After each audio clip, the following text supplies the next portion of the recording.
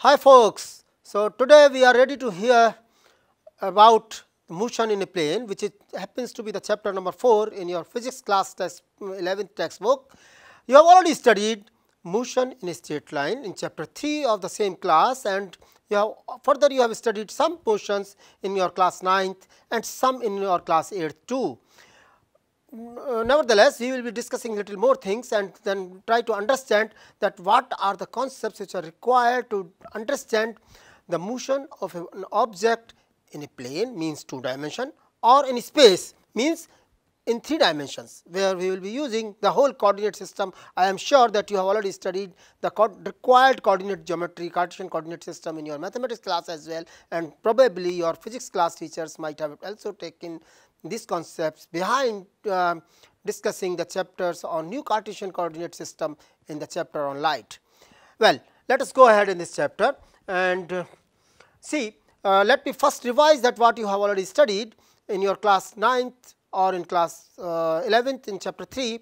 You, while discussing the motion of an object in a single straight line, you have taken okay, let me go with some example. Now, you are at point A, say for example, maybe your home. Now, you are supposed to go to your school, which is located at point B, say. Now, often when we do this kind of motion, we go like this according on the roads. Roads are not straight, very practically roads are not straight, these are rather mingled, and or this or sometime like this, or in some rural areas children might be finding they have to reach from point A to point B, covering a larger distance, much larger distance. So, friends, you have seen that from traversing from point 1 to another, you might have to take several paths depending on the conditions. What are these? These are not the motion in straight line, these are the motion along the 2 dimensional planes. So, this is a plane, this is on surface, this is on a plane. So, now look what is happening in this situation.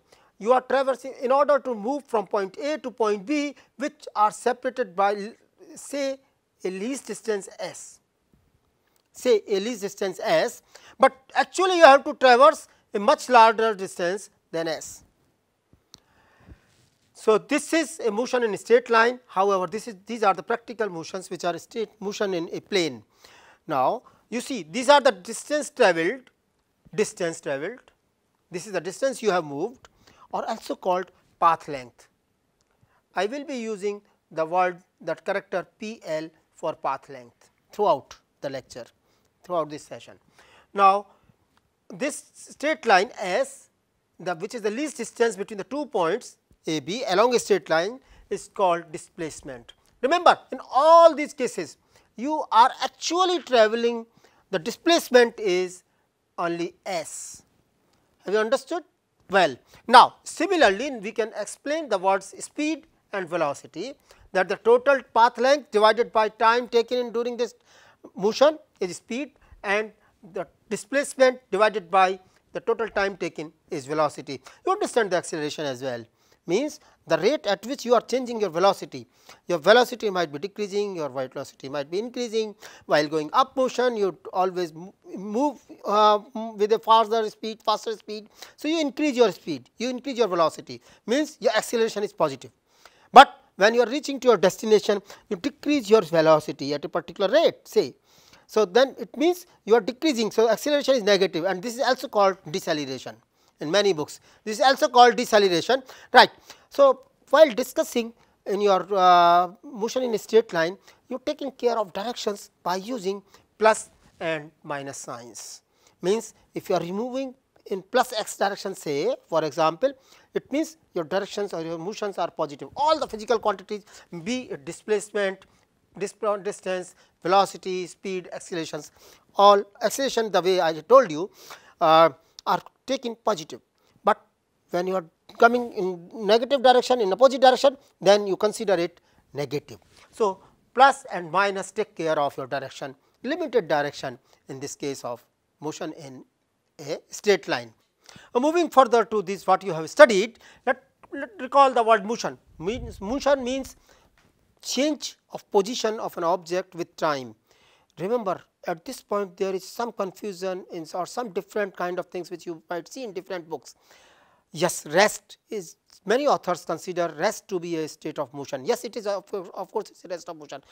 Rest means when there is no change in position with time. Motion, the kind of terminology we are going to take out around in this text is the state of motion is motion when the position of an object is changing with time. Be clear about it. Okay? Be clear about it, friends, that motion, the way we are defining is the change of position with time, right. Now, path length you have already studied, I have already explained what the path length is. So, you understand that path length is always more than or at the most equal to the displacement. Path length is basically the distance traversed during the motion, but it is necessarily either more than the displacement, usually it is more than the displacement in all practical situations. It is very rarely you will find that path length is equal to displacement, very rarely, but in most of the cases path length is more than the displacement, and at the most the limiting case the path length is equal to the displacement. You understand it. Now, uniform motion, what do we mean by uniform motion? Remember, this is an approximation. Remember, in while doing chapter 1, we were discussing the methods, how we study science, how we study physics, how we study quantities, that we always approximate. We had given you some examples for approximation. Remember chapter number 1, that is very important chapter, my dear friends, in your studies in physics, whether you are in 10+2 or going ahead. We wish that you are going ahead in physics for your research studies or in career, but nevertheless uniform motion means when the velocity or the speed is throughout same. Actually, it does not happen, but we consider it that as if the velocity or the speed for that matter is throughout same, it does not change, it does not change with time. Average velocity, how do we define average velocity? As in a case of a motion in a straight line, when only x coordinate is changing, with time. So, the distance displacement between the 2 points taken time delta t. So, delta, the ratio of displacement divided by the time taken in doing it, is called the average velocity. Look, if I draw, suppose this is x t graph, position versus time graph, and this is the speed, this is the graph, I am considering a uniform motion. So, this is how it is a straight line. Well, now, if you see this, the slope of it is, this is suppose dx and this is suppose dt. So, the slope of which dx by dt will give you the average velocity or the velocity at between this time interval. The same thing you can show it on different paths. Now, during this interval, during this interval, during this interval, the only thing is that the average velocity during these intervals is different. Now, suppose if you were to take the average velocity between this point from this to this position, from this position to this position, then forget about this path, then your velocity will be, suppose this is x 1 and this is your x 2. So, your velocity will be nothing but x 2 minus x 1 divided by delta t. Understood, my dear friend? This I believe that this point should be clear to you. Okay. Well, now let us talk about the instantaneous, the velocity at a particular instant. The velocity at a particular instant. What is the velocity at a particular instant? Now, if this delta t, suppose this delta t happens to be very small, this delta t, let me draw it again. Yes, see. Now, suppose this is the graph. Now, this is the change x versus t. Now, suppose you are taking it like this between this region, say. Now, this point, this point, this point, it is obvious that the speed is not uniform. Well, no problem, we can study it, we will study it in this chapter throughout, we will do it dealing with this kind of situations, never worry. So, now at this point, suppose if this is t 1 and this is t 2, this is large. Now, if I happen to shrink my t 2 here, so this is very small. Now, if I say delta t tending to 0, is becoming very small tending to 0. It is not exactly equal to 0. but negligibly small. That the difference between T2 minus T1 is negligibly small. So, this is one particular instant. I have hit my palm by this pen at a particular instant and nowhere else. So, the force which has gone onto my palm is instantaneous. You have studied all these things in class 9th while discussing class force in your chapter. So, this is given by when the limit delta t tends to 0. So, this shows you, my dear friends, the instantaneous velocity, etc. So, now let us see further. The instantaneous velocity, the instantaneous velocity is just a limiting case when the delta x by delta t is, then you have studied in the calculus, or if you have done it in physics, your physics teacher has done it very good, but in chapter 3 we have done some calculus, but wait for some time, you will study all these things in a great detail in your mathematics class. Your mathematics teacher will be discussing it on all those things in a much greater detail. So, this converts to, this notation becomes dx by dt, and this is called differentiation. This is called differentiation of position with respect to time. So, velocity is nothing but dx by dt. So, whenever you see this kind of relationship, you must understand that we are talking about instantaneous values, means when the time interval between the two observations is very small, negligibly small, that you call limit delta t tending to 0.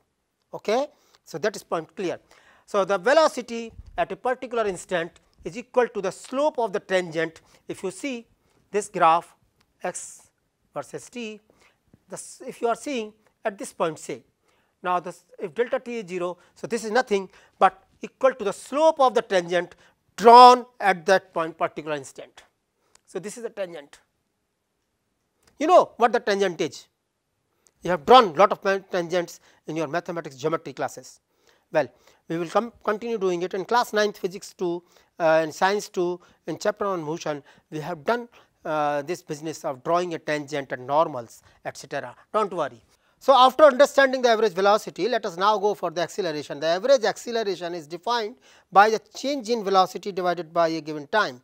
Now, remember, this is change in velocity, not change in speed. This is very important point, velocity, not the speed. Remember this throughout. Acceleration is nothing but change in velocity divided by change in time, right. Now, so the average acceleration is given by this equation. You understand all these things, and you understand the limiting. The limiting, if you see it on VT graph, and the time of between two observations tends to 0, negligibly small, that is delta t tends to 0. It means that you are coming from average acceleration to instantaneous acceleration, and this is the acceleration we will talk about throughout the course. The instantaneous acceleration, this is commonly called acceleration at a particular time or a particular instant. So, whenever we talk about we use the word acceleration is this much, it means at a particular time, it means the acceleration is at a particular instant. However, during the whole course of this chapter, and not only in this chapter, throughout in physics up in class 11th and 12th, you will be seeing situations where the acceleration is constant throughout. So, we will be considering that the uniform acceleration cases only, not the variable acceleration. However, it is not the, it is again an approximation, it is again an approximation. So, we are trying to discuss the problem in a unification manner.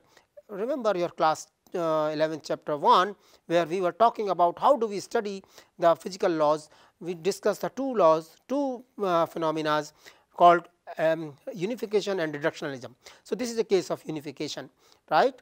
So, now that likewise you get the velocity as a slope of x t graph. Similarly, we get acceleration as a slope of v t graph, velocity time graph. The important point is this is velocity time graph, is not a speed time graph. Yes, in this slide, if you see in continuation to what you have studied earlier, the area under the velocity time graphs gives you the displacement traversed during this time t1 and t2, and now after that you see these are the three equations of motions which you have studied in your class 9th 2. Remember what is unique in these equations, there is no sacrosancy in these equations.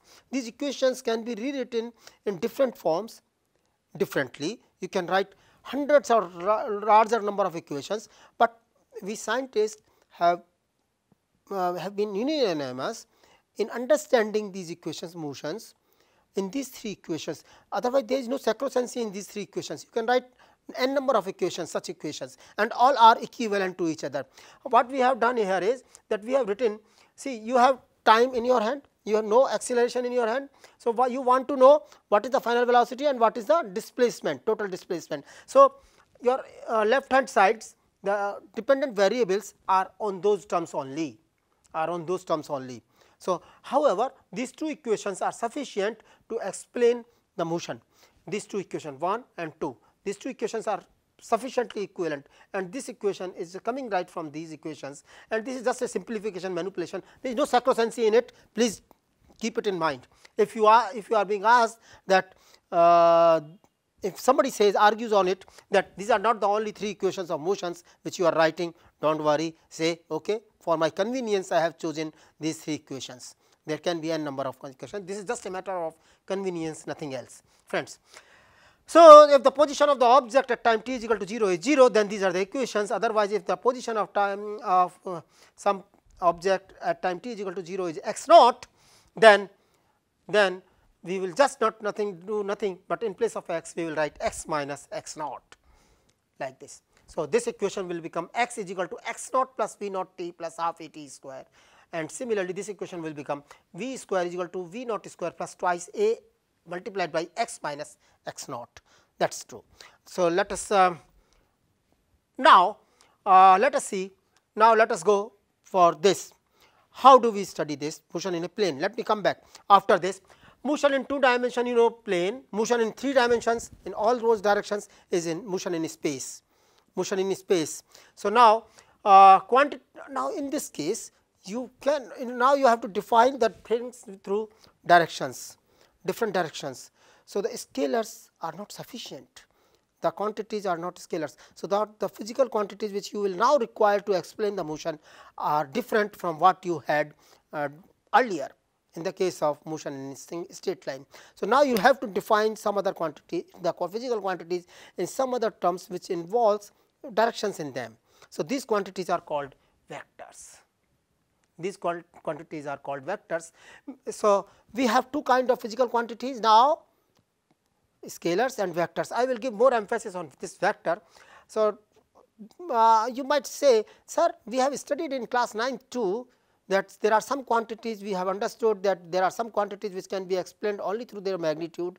Likewise, the distance travelled, nobody asked that in which direction you have done.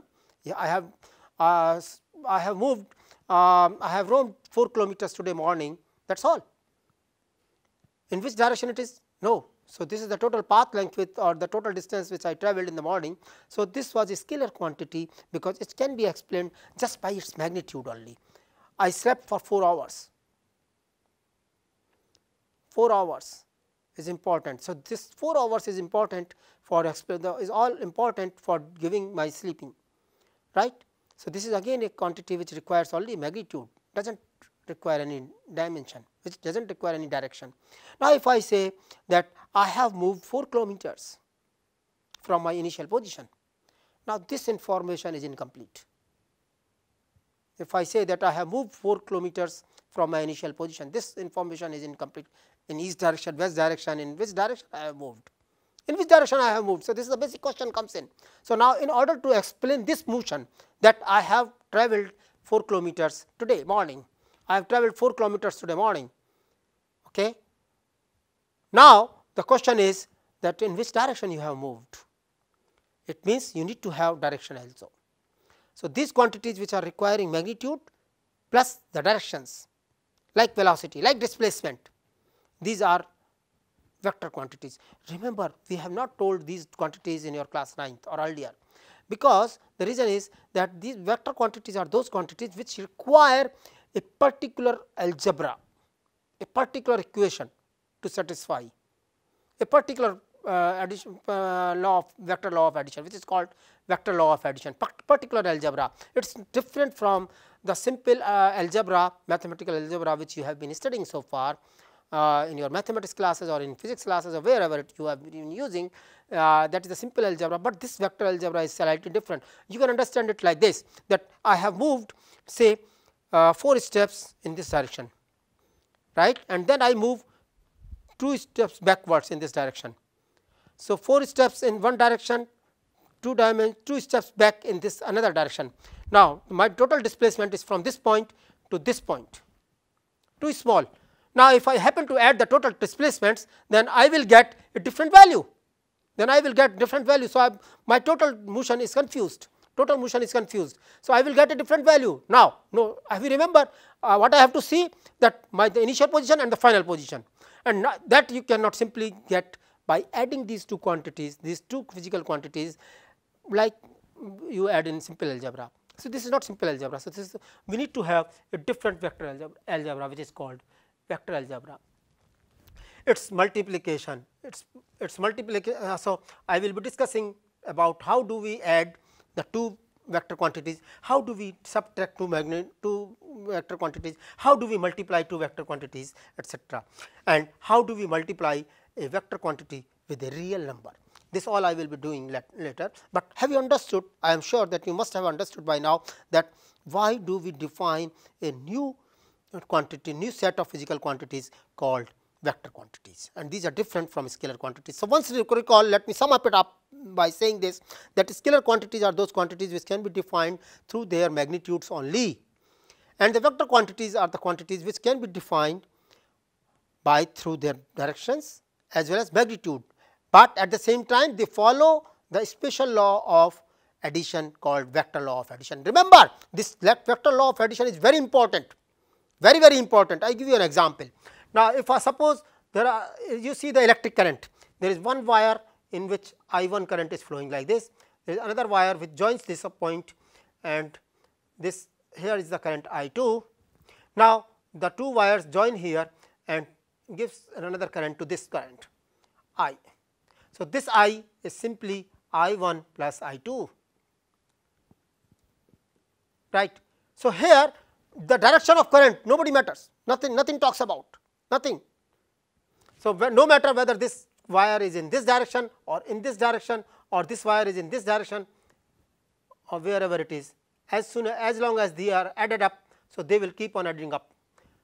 Now, remember, though if you see the direction, current has direction, current has magnitude I1, I2, but still these are not vector quantities.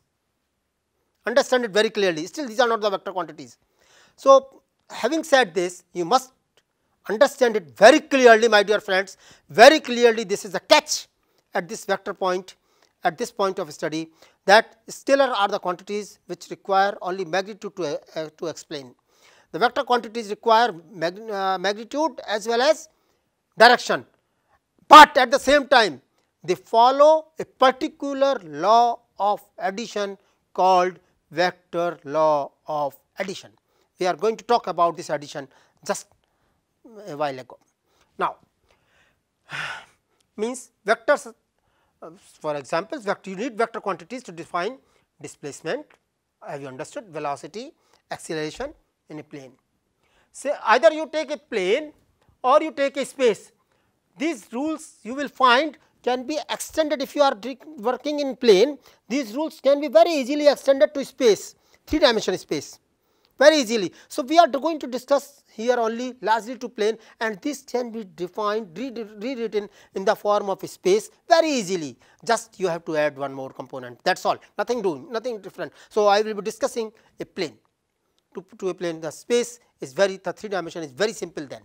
Now, motion on of object in a plane, they requires projectile. Uniform circular motion is an example of it. Next. Now, let us little further. Scalars are the distance travelled, mass of an object. When you say what is your mass, you do not say in which direction it is. Mass is mass. You never talk about theta. What is the temperature of a body? So many centigrade, 37.67 degree centigrade or 98.4 degree Fahrenheit. That is all, nothing else, no direction. Similarly, time, I had given you an example that if you are sleeping for 4 hours, that is all. 4 hours in east direction, 4 hours in west direction, nobody talks about it. It is nonsense to talk about any direction with the time. So, at the most you can say plus or minus, that is simple. So, and these follow the simple algebra. You have moved 2 kilometers in the first hour, 3 kilometers in the second hour. How much you have moved in the 2 hours? 2 plus 3 by 5 kilometers. The simple distance travel. So, this is following the simple algebra, right. Vectors likewise, as I did this small activity here, moving 4 steps in this direction and then coming back in another direction by 2 steps, and then measuring the initial and final positions. I saw it does not require, it cannot be explained by simple algebra, it requires a different algebra which is called vector algebra. So, they require it is clear, and see, when I say that they follow a particular law of vector addition, this law of vector addition could be triangular law or could be parallelogram law. I will be explaining these things little time ago, just after a little time. Now, how do we represent? See, we represent these scalars by, this is an international convention friends, by italic characters. These all are italic characters, okay, and no bold facing, simple italic characters. So, they represent scalar physical quantities, but vector quantities are space, are there are 3 methods of writing vector quantities. Number 1, which we are using, writing them straight, no italic. This is your displacement, this is your velocity, this is your acceleration, this is your force, this is your momentum, okay, etc., and so far so on. I am taking the examples of the physical quantities which you have studied so far.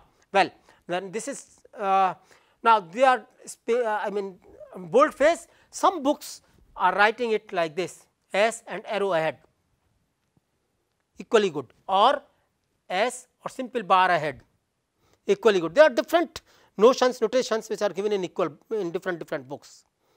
So, friends, when I was in school, some of my books used to rotate like write the vector quantities like this. Now, nobody does it like this, but in many books you will find this kind of notation or this kind of notation also.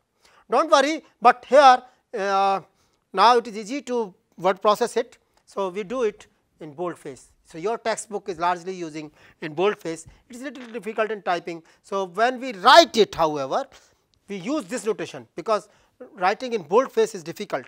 So, when you are going to write in your copy, in your notebook, please use this notation. So, when I am going to write, suppose here in the text on the board, I will be largely using this, but when I am using something typed beforehand, then I will be using this. Do not worry. So, do not be confused with this symbol and this symbol. Now, remember the modulus of this vector quantity, here is the velocity, is nothing but the magnitude of velocity v. Now, this is the magnitude of velocity. So, this becomes a speed. So, I have written it in italic in the form of scalar, right. This is italic, right. You see, this is italic, right. So, go ahead. Now, we will talk about position vector a little, and then in this so the look this how this vector is represented, how this vector quantity is represented. Now, this is the tail of a vector quantity, this is represented by an arrow, right. Now, the magnitude of the arrow is nothing but tells you the magnitude of this vector quantity. Suppose this is equal to v. So, how long it is? This tells you a comparative study of whether it is a large vector or a small vector, what is the magnitude of this vector. Tail tells you the starting point, the heel, the head tells you the final point of it, and this whether it is the direction tells you the direction of motion, of this thing. Now, the position, coming back to the position, I have taken these diagrams right from your textbook. Now from your textbook I have taken these diagrams just for the sake of clarity, so that you can match it very well. Now, the initial position is considered as the Cartesian coordinate system 0 O origin. So, this its coordinate are 0 0, right. Now, if an object starts moving from this point and reaches to this point, point P, point P. So, this OP whose magnitude is r, say this is x direction, this is y direction, x y Cartesian coordinate system. So, this is called position vector OP. So, friends, in this episode what I have done, I have just reviewed what you have studied before. I have tried to do some vector algebra here. I have tried to explain you what are the scalar quantities, what are the magnetic vector quantities, what type of quantities you will be requiring to explain the motion in a plane or in space. And I have explained that how these vectors are being rotated and denoted, what are the notations behind that, and I have explained the position vectors. Simply, I will be doing little more about this position in the next episode. So, till then, friends, bye.